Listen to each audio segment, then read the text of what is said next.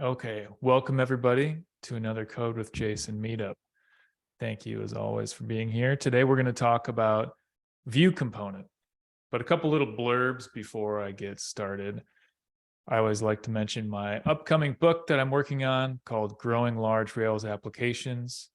And if you just Google growing large Rails applications, it should come up online and you can see what that's all about if you're interested. And then, as many of you know, I have another book called The Complete Guide to Rails Testing, which is, of course, about Rails testing. Anyway, that's it for my promotional segment of the meetup. Now let's talk about view component. So just to dive right in, I had heard about view component a number of times before I understood what it was. Just curious, you guys can type this in the chat if you want to. Has anybody used view component? And has anybody heard of it, but they don't understand what it is? Yeah, that was me for a long time. I had heard of view component, but I didn't really understand what it was or why I would want to use it. I looked it up a little bit and tried to figure out why would I want to use view component? And I found answers like it's good for performance, it's really fast, or view component stuff is easy to test.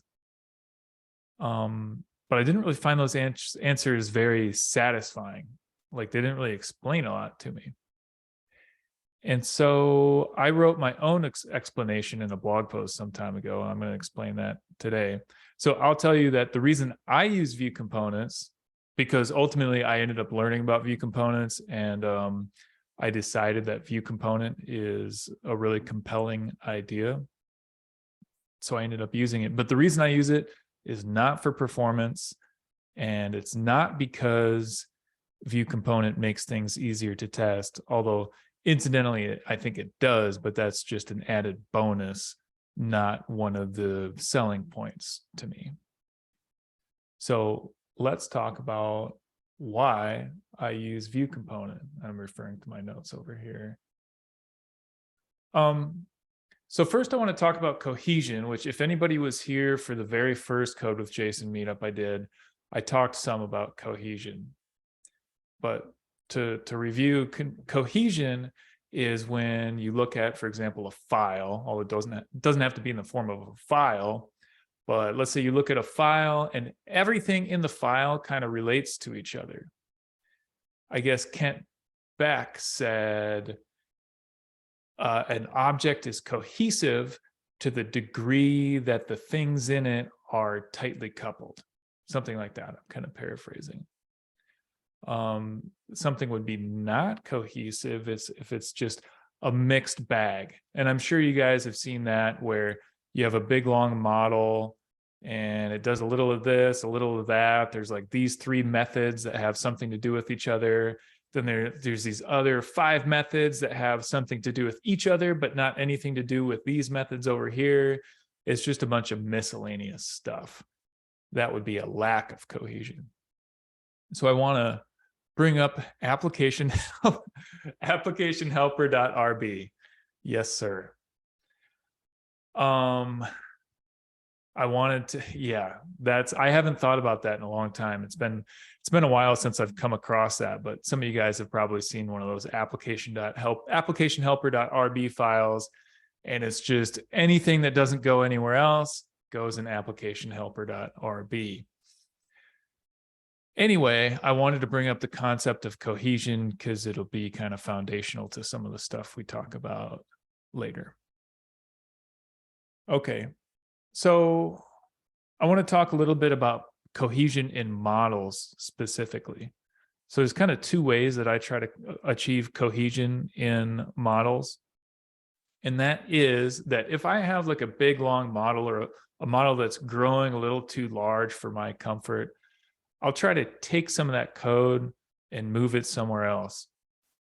And there's, again, 2 ways that I do that. One is I maybe take a slice of that model. Let's say there's a model and there's 5 methods in there that have a lot to do with each other. They're tightly coupled to each other, but they're not related to anything else, I might identify those 5 methods as what I call a missing abstraction and say, okay, these 5 methods constitute a concept that's waiting to happen. Maybe nobody has recognized that concept yet or given it a name, but it's kind of waiting to happen, and it's just begging to be its own separate idea. And so I'll take that chunk of methods and move it into its own object.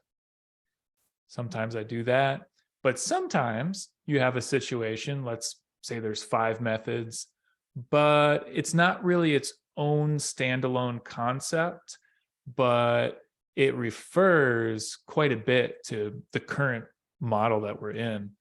And if we were to try to do that and take that chunk of methods and put it in some other object, we'd end up with feature envy, where this other object keeps referring to the original model. It'd be kind of awkward. And so in those cases, I don't try to make a separate object. In those cases, I tend to make a concern. And when I put that stuff in a concern, I can still have a separate file, so I can get those incidental details out of the main file. But I don't have the awkwardness of that feature envy idea, because with a concern, I can still refer to all the attributes of the main model, and it doesn't end up as this weird feature envy thing. So those are the couple ways that I try to maintain cohesion in my models. Now that we've talked about that, I want to talk more generally about how I organize my code in Rails applications. So most of the code for most of the applications I write lives in the models. I don't use a services folder or anything like that. Most of my code lives in a model. And then when something should go in a view, it's pretty clear when it should go in a view. When something should go in a controller, it's pretty clear what kind of stuff goes in a controller. And in general, I'm pretty happy with all that. But there's one thing that historically I haven't been very happy with, and that is view-related logic. You know, if we have just like a conditional in a view or something like that, that's not a big deal. But when we have non-trivial logic in the view, that creates kind of an awkwardness, because we have all this HTML. Sorry, people are joining, and I admit each person when they join. We have all this HTML, but then we have this different kind of thing. We have some Ruby interspersed into the HTML, and it's a little bit awkward. It's a little bit distracting. And you could take this Ruby and you could move it somewhere else. Because going back to this cohesion idea, if we have a whole bunch of HTML, but then we have like a chunk of Ruby, maybe you guys have seen, maybe you have even written these, I've written these, you have a view file, and at the top you initialize a variable or two. It just feels weird, but there's no great way around it. And so we have a few different options. Obviously, one option for where to put that view-related logic is just right in the view. But for the reasons I just explained, that's not ideal. We could maybe try to put that in the controller. And that's maybe not so terrible, but it does mix concerns, and it's not a super fitting home. Could put it in the model. And there's kind of two ways we could do that. One is we could put it in an existing model, like maybe we have some view-related logic that relates to a user, so we could put that in the user model. That's maybe not so bad, but it makes the user model lose a bit of cohesion, because now we have this one-off thing in the user model, doesn't relate to anything else. We could make a new model that only does this view-related stuff, and that's probably better than putting it in an existing model. That way we still get to keep the cohesion of that existing model, and inside of our brand new model where we put this view-related logic, we still get to have cohesion there.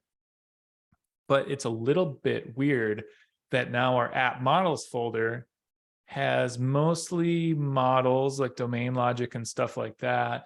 But then we also have view-related concerns in app models. That feels kind of funny, and I don't like it. JB Rainsberger has said we should put things where we're likely to look for them, which I think makes a lot of sense. And if I'm going to go looking for view-related something or other, I'm probably not going to think to look in app models. So that's not a great place to put it, I think. Lastly, there's helpers. And helpers can be good sometimes for view-related logic. And I do use helpers sometimes for view-related logic. Sometimes that can be just fine. But not always. Sometimes what I would really want is I would want a concept with meaning. I would want an abstraction. And helpers don't really always lend themselves to the idea of a concept with meaning or an abstraction. You know, you have, I don't know, user helper. It's always suffixed with helper.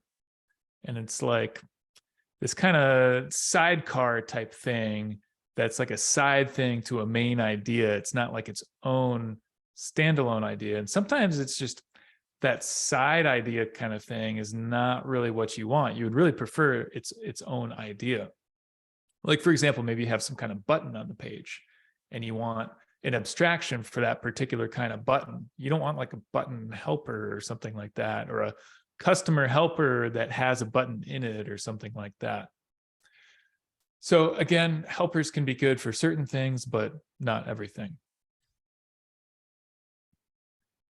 So what we often end up with is this view-related logic that has no good home.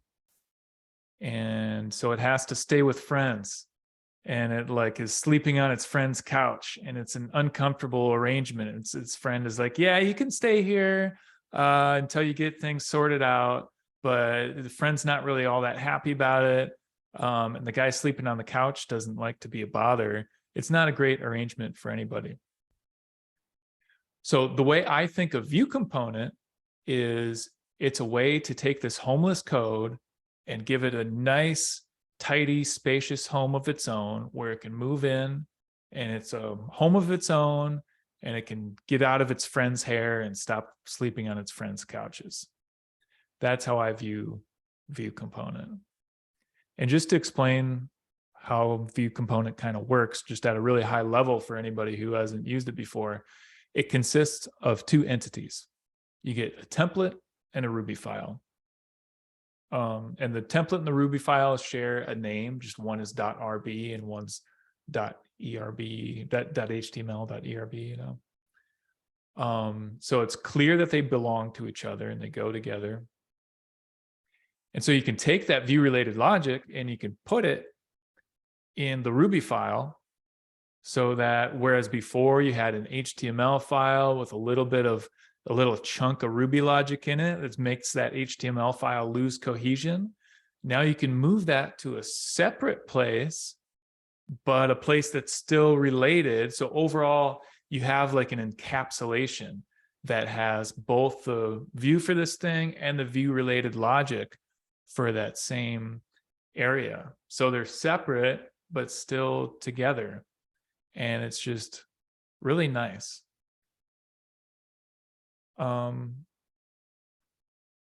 that's kind of the idea. Obviously, there's a whole lot more that could be discussed regarding view components, and you guys would probably like to see some examples and stuff like that. But I ask that people give me a break a little bit. People have asked for code samples for stuff, but what I'm doing is kind of the equivalent of giving a conference talk every week, so I can't afford to spend that kind of time to do code samples and stuff like that. So this kind of broad intro is what you get for now, but that's the main thing I wanted to communicate. So to summarize, the reason I find view component helpful is because there's this view-related logic that doesn't have a good home, and view component gives it a good home that allows us to maintain cohesion. Any thoughts or questions or anything?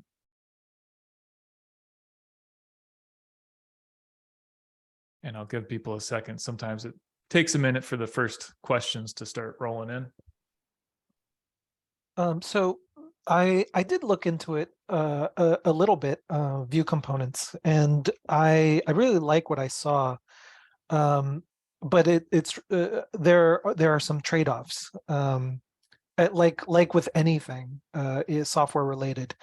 I think one of the trade-offs that I saw was that, someone else who knows Rails very well hasn't used view components and now has another layer, another thing to learn. It's not something that you can just um I mean it's not super complicated, but it's also just another thing to learn, um versus uh just like understanding the way Rails works by default. But I do like the testing story where you're testing models, and it helps you capture that behavior in tests. I do like the speed improvement because I think it's something like 30% faster over ERB template loading. Um, and then I mean, I think it's some like extracting out your view logic into models also works. You can use something like a decorator pattern or a presenter pattern to create, plain old Ruby objects. But view components uh, has, if you're working on a very large team, I could see how, and a large project, I could see how this could help standardize things on your team to how you solve that particular problem. Yeah. Yeah, a lot of good and interesting points there that I would like to address if I can remember most of them. So I do want to comment that so I'm a big fan of principles over tools. I feel like a lot of developers, especially new developers, they're looking for tools. Like they face, for example, some scheduling need and they're like, hey, is there some scheduling gem I can use to solve this scheduling need? And they're looking for tools. But often if you grab a tool off the shelf, it's not all that great of a fit for what you're trying to do. And you don't learn all that much, and tools aren't a substitute for skills or principles. And if you learn a principle, then that principle is kind of evergreen, it's good forever, whereas tools come and go and stuff like that. So I much prefer emphasizing principles over tools. And the reason I say that is because there's a view component, the library, but then there's this concept of taking your view related code and encapsulating it in a package that's coupled to your HTML. And I think that idea makes a lot of sense no matter how it's implemented. So it just so happens that view component is what I use. If there was something else that did the job just as well, I would think that's just as good. And so the reason I say that in connection with what Nelson said is that there are things like decorators and presenters. I think those are good too. For some reason, I like view component a little bit more than decorators. I don't remember why, because that was one project ago in my career, and I don't remember back that far why I had that particular preference. I just remember that I did. Regarding having one more tool to learn, obviously that's true. My opinion is that when you have a complex job like software, um, if you have simple tools, it results in still having complex work. But if you have complex work and complex tools, it leaves you with simplicity, at least hopefully. That's not always the case, but it can. Um, so yeah, I think that's kind of the trade-off with all these software engineering principles and stuff like that. It's more stuff to learn, but hopefully at the end of the day, it makes your life easier. Yeah, I think that's all I wanted to say in reaction to Nelson. Nelson, any comments on my comments or any further comments in general? No, I mean, your everything you said totally makes sense, and on I haven't used it on a real project yet, but any projects that I start in the future, I'm seriously going to consider it, even though I'm a sole developer. I don't work on a team, and so I don't know if I'd get the team benefits, but definitely would get the other benefits from that project as well. Yeah. Couple questions in the chat here. Do you find yourself using components for general UI like a button select, etc., or a whole page like new user component? That is a good question. And my memory is a bit foggy, but I think more the former than the latter. I think more like a small component on the page. Quick example. This will be a good example if I can remember it in sufficient detail. But I had a situation where I had a certain select input. Yeah. Okay. Yeah. All right. Oh, this is such a great example. All right. This will hopefully be really compelling to you guys. So I had a select input of physicians.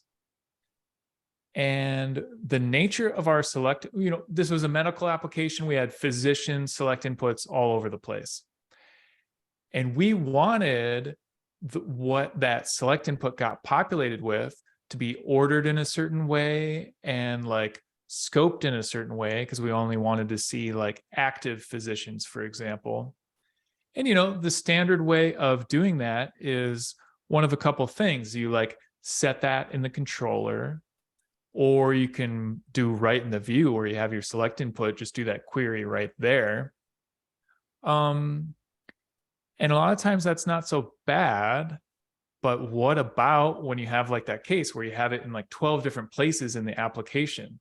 Now you have this like, let's say physician dot active dot order by name.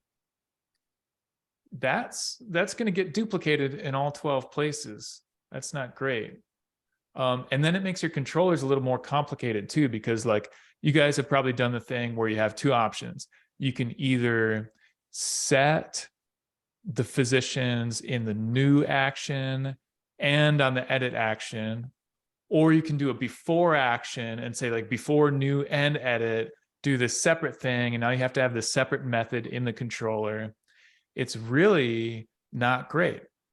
So instead of doing that, and then again, you have to duplicate that across however many controllers for however many places you need to have that select input appear. It's really not great. So I was able to refactor all that and just have one place, which was in the view component, where I had a method called physicians or something like that. And there I did physician.active.order by name or whatever. Huge benefit. I could get all that stuff out of the controller, never have to worry about it again. If it ever changed, which it certainly did again, there was just one place and I could be confident that I was catching everything. So that's a pretty decent use case. That should be I should make a blog post about that use case, because would you guys agree that that's like pretty compelling? Yes. Yeah. Okay. Chris had a question. Have you ever found yourself wanting to create your view components in your controller actions in addition to your ERB templates? Yes, I've definitely done that, because sometimes it would just be wasted. It would be a wasted step to have a view for my controller, and then there's just one line in that view that renders a view component. No reason not to just render that view component directly in the controller. Could I just interject one thing too? Yeah. You can also, render turbo streams, view components through turbo streams for dynamically updating elements on the page. So I've done that when I built a data table that was, populated from turbo streams primarily, and using view components for the different different parts of the table. So if you just needed, it was a data table. So if you just needed to update the body, you could just have the controller action render that view component. And as long as you point it to the right element, it would just update the page without having to have any view files. Oh, that's nice. That sounds really nice. So, good example, Paul. I noticed that bikes on the wall tend to be a theme here, and I don't have bikes on the wall, but just trying to be funny. Now, do you think companies like Microsoft and GitHub are going to be here in the long term?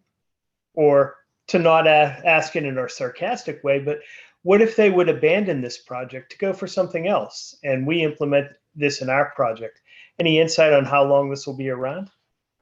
That's an interesting question.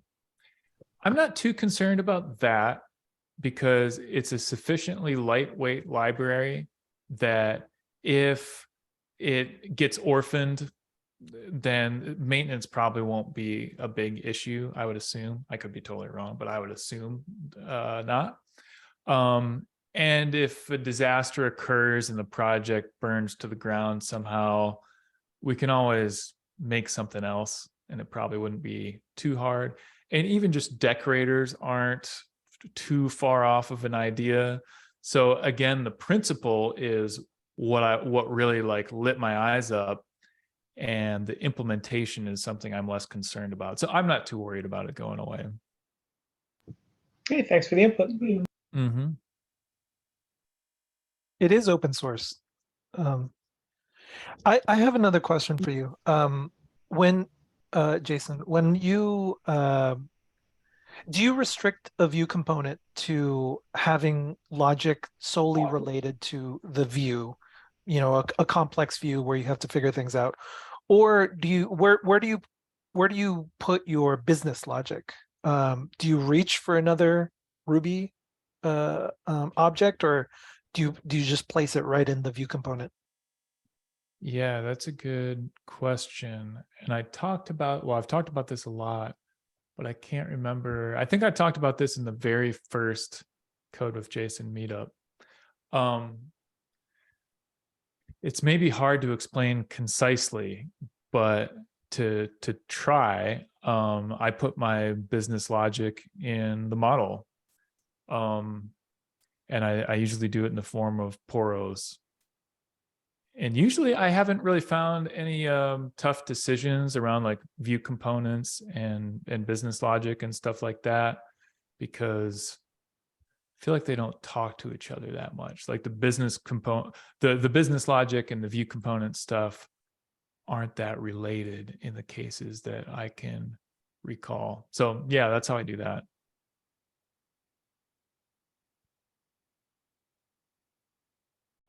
Okay, getting back to the chat here.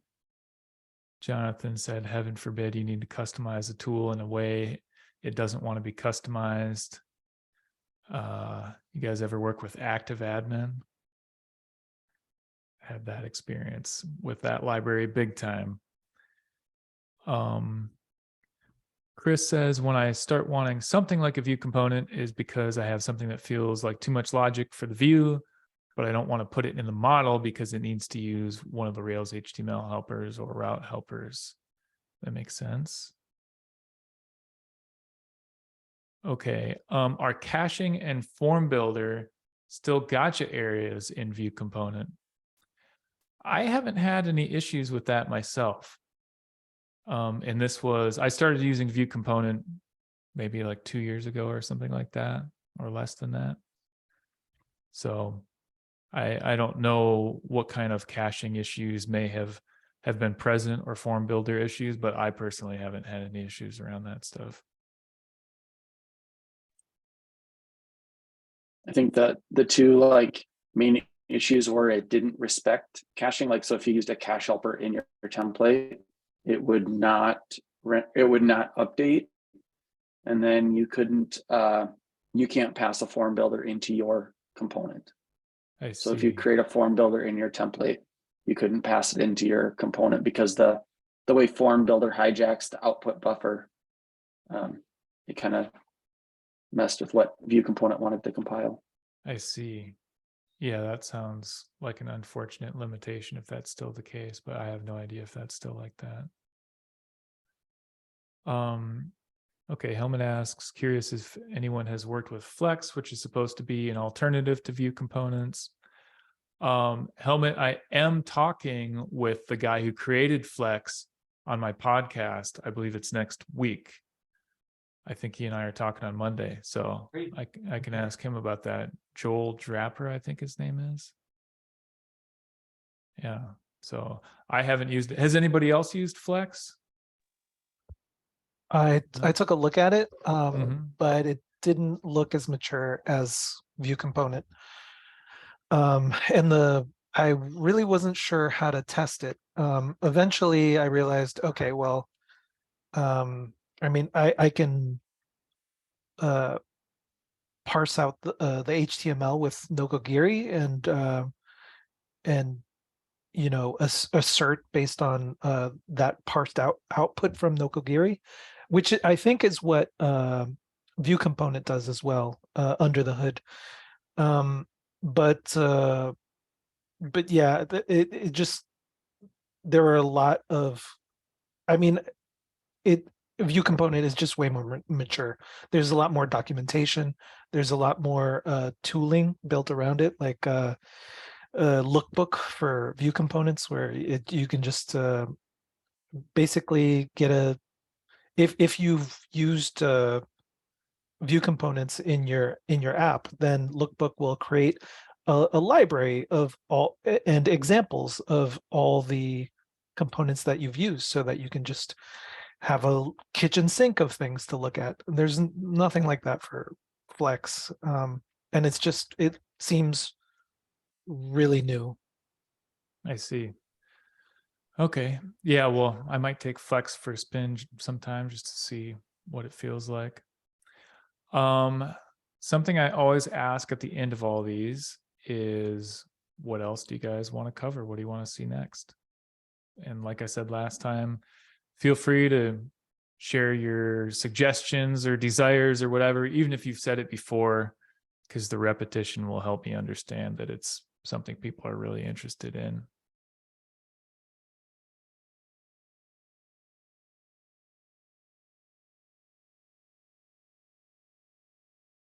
Well, one thing that if I a project we have coming up at work, and one of my coworkers is in here as well. So is we've got a large app that is built from has been built over a few years, really kind of in the condition of like an MVP startup type app, but it's grown quite large. It doesn't have any testing at all, and lots of pancake code that's been copied and pasted all over the code base. So we are this year going to be refactoring the whole thing and rebuilding it to a lot of your principles, because we're a big fan of a lot of your ideas of organization, and there's lots of stuff to organize. So the question I have for you is, if you have no test suite to make sure you're not breaking things when you're doing your refactors, would you write the test suite first, even though I imagine the amount of tests that you'd have to write to cover all this repeated code would be quite substantial? Or would you try to refactor things and get, in chunks and get them covered in tests and then kind of move through the app that way? Good question. I think kind of the latter, although honestly, probably kind of a mix. And you'd have to make a judgment call for each individual scenario. It's a tricky dance any way you slice it, because anytime you touch anything, it could create a regression, who knows where, and so you'd have to make a bet that, like, okay, I'm changing this part, I'm 98% confident that it's not going to create a regression somewhere surprising, so I'll add tests in this narrow area and then make my change and just accept that risk. And what else can you do? So that's probably how I would approach that. Yeah. And if you want to talk in any more depth about that, like one of these sessions could be you and I just talking about that stuff, I would be totally into that. Just let me know if you're interested in that idea. Yeah, whatever's cool, whatever you think.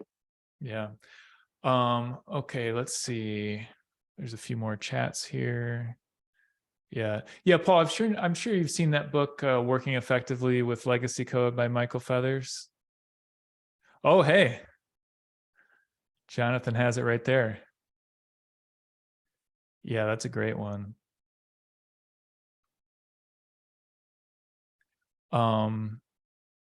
Okay. Anything else you guys want to see in future meetings? I think next week we're going to do a code review. An intrepid soul has volunteered to show his code to the world, and I'm going to critique it.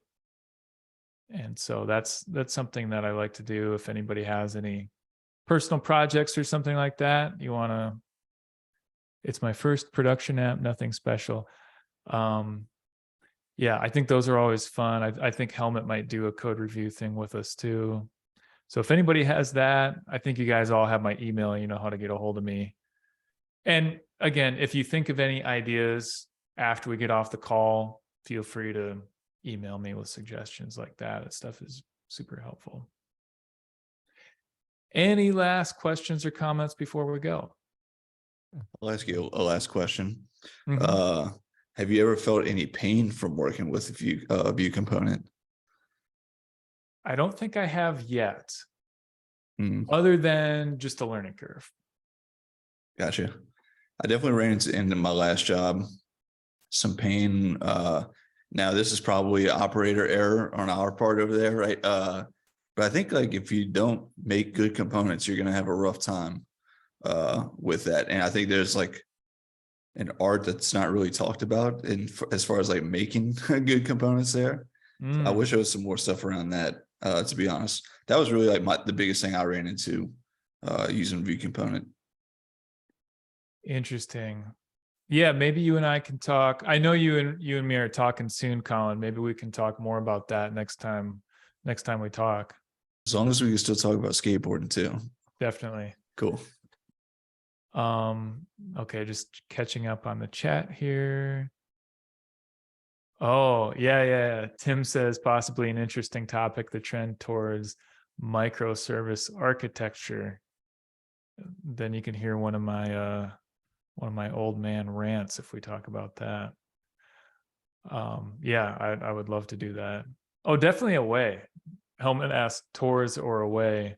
Oh, okay, maybe you're yeah, maybe there has been a trend toward microservices and people drank the Kool-Aid a little too much, and now we're having the microservices hangover and people are moving back away, kind of like what happened with the SPA thing some years ago. Yeah, I think people are sobering up and moving away from the microservices architecture. Anyway, I think that probably about does it for today. Thanks so much, everybody, for coming, and I look forward to seeing you next time. Thank you, Jason. Thanks, Jason. Here. Thanks. Thank you. Thanks, Jason.